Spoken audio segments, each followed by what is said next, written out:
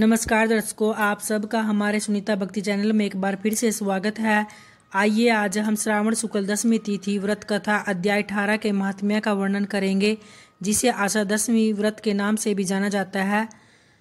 सनत कुमार बोले, हे भगवान, हे पार्वतीनाथ, हे भक्तों पर अनुग्रह करने वाले, हे दया सागर, अब आप मुझे दशमी तिथि के महात्म्य के बारे में भी बतलाइए। तो इस पर ईश्वर बोले, हे सनत कुमार, श्रावण मास में शुक्ल पक्ष की दशमी तिथि से यह व्रत आरंभ करे। पुनः प्रत्येक महीने में शुक्ल पक्ष की दशमी तिथि को यह व्रत 12 महीनों में इस उत्तम व्रत को करके बाद में श्रावण मास में शुक्ल पक्ष की दशमी तिथि पर इसका उद्यापन करे।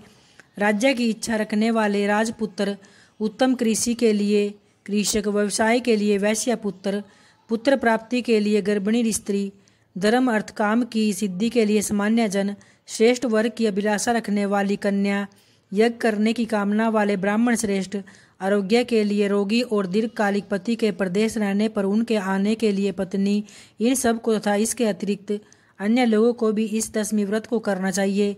जिस कारण जिसे कष्ट हो तब उसके निवारण हेतु उस मनुष्य को यह व्रत करना चाहिए।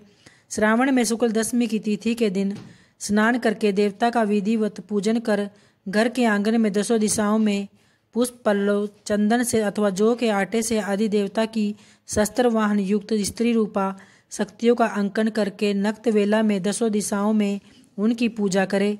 धृत मिश्रित नैवेद्य अर्पण करके उन्हें पृथक पृथक दीपक प्रदान करना चाहिए। उस समय जो फल उपलब्ध हो वह भी चढ़ाना चाहिए। इसके बाद अपने कार्य की सिद्धि के लिए इस प्रकार प्रार्थना करनी चाहिए कि हे दिग देवता, मेरी आशाएं पूर्ण हो, मेरे मनोरथ सिद्ध हो, आप लोगों की कृपा से सदा कल्याणकारक हो। इस प्रकार विधिवत पूजन करके ब्राह्मण को दक्षिणा देनी चाहिए। हे मुनि श्रेष्ठ, इसी क्रम से प्रत्येक महीने में दशमी तिथि का व्रत सदा करना चाहिए और 1 वर्ष तक करने के अनंतर उद्यापन करे। अब पूजन की विधि कही जाती है। स्वर्ण तथा चांदी अथवा आटे से ही 10 दिशाओं को बनवाए। उसके बाद स्नान करके बलि बांधे वस्त्राभूषण से अलंकृत होकर बंधु बांधवों के साथ भक्तिपूर्ण मन से 10 दिशाओं का पूजन करना चाहिए और दिग देवताओं का पूजन करे। घर के आंगन में क्रम से इन मंत्रों के द्वारा दिग देवताओं को स्थापित करे। इस भवन के स्वामी और देवताओं तथा दानवों से नमस्कार किए जाने वाले इंद्र आपके ही समीप रहते हैं। आप इंद्री नामक दिग देवता को नमस्कार करें। हे आसे, अग्नि के साथ परिग्रह होने के कारण आप अग्नि कही जाती हैं। आप तेज स्वरूप तथा पराशक्ति हो, अतः आप वर देने वाली हो। आपका ही आश्रय लेकर वे धर्मराज सभी लोगों को दंडित करते हैं, इसलिए आप सैमिनी नाम वाली हो। हे याम्ये, आप मेरे लिए उत्तम मनोरथ पूर्ण करने वाली हो। हाथ में खड्ग धारण किए हुए मृत्यु देवता आपका ही आश्रय ग्रहण करते हैं, अतः आप निर्रीतिपुरा हो। आप मेरी आशा को पूर्ण कीजिए।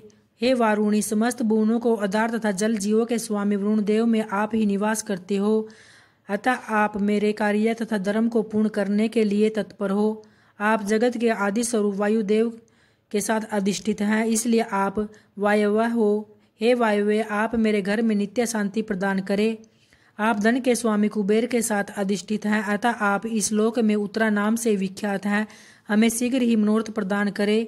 आप निरुतर हो। हे शानी, आप जगत के स्वामी शंभु के साथ सुशोभित हो। हे सुबे, हे देवी, मेरी अभिलाषाओं को पूर्ण कीजिए। आपको नमस्कार है। आप समस्त लोगों के ऊपर अधिष्ठित है, सदा कल्याण करने वाली है और सनक आदि मुनियों से घिरी रहती है। आप सदा मेरी रक्षा करें। कुमकुम, अक्षत, तांबुल, दानमान आदि के द्वारा भक्तिपूर्ण मन से उस रात्रि को सुखपूर्वक व्यतीत करके प्रातःकाल प्रतिमाओं की पूजा करके ब्राह्मण को प्रदान कर देनी चाहिए। इस विधि से व्रत को करके क्षमा प्रार्थना तथा प्रणाम करके मित्रों तथा प्रिय बंधुजनों के साथ लेकर भोजन करना चाहिए। हे तात, जो मनुष्य इस विधि से आदरपूर्वक दशमी का व्रत करता है वह सभी मनोवांछित फलों की प्राप्ति करता है। विशेष रूप से स्त्रियों को इस सनातन व्रत को करना चाहिए, क्योंकि मनुष्य जाति में स्त्रियां अधिक श्रद्धा कामना परायण होती हैं।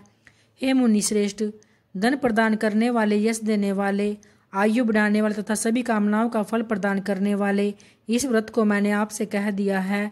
तीनों लोकों में अन्य कोई भी व्रत इसके समान नहीं है। हे ब्रह्मपुत्रों में श्रेष्ठ, वांछित फल की कामना करने वाले, जो मनुष्य दशमी तिथि को 10 दिशाओं की सदा पूजा करते हैं, उनके हृदय में स्थित सभी बड़ी बड़ी कामनाएं वे दिशाएं फलीभूत कर देते हैं। इसमें अधिक कहने से क्या प्रयोजन। हे सनत कुमार, यह व्रत मोक्षदायक है, इसमें संदेह नहीं है। इस व्रत के समान न तो कोई व्रत है और न ही आगे होगा। तो इस प्रकार से स्कंद पुराण के अंतर्गत ईश्वर सनत कुमार संवाद में श्रावण मास महात्म्य में श्रावण शुक्ल दशमी तिथि का महात्म्य नामक 18वां अध्याय पूर्ण हुआ। तो प्रेम से बोलिए भगवान भोलेनाथ की जय, माता पार्वती की जय। दोस्तों, अगर वीडियो पसंद आई हो तो मेरे चैनल को सब्सक्राइब व वीडियो को लाइक ज़रूर करें। धन्यवाद।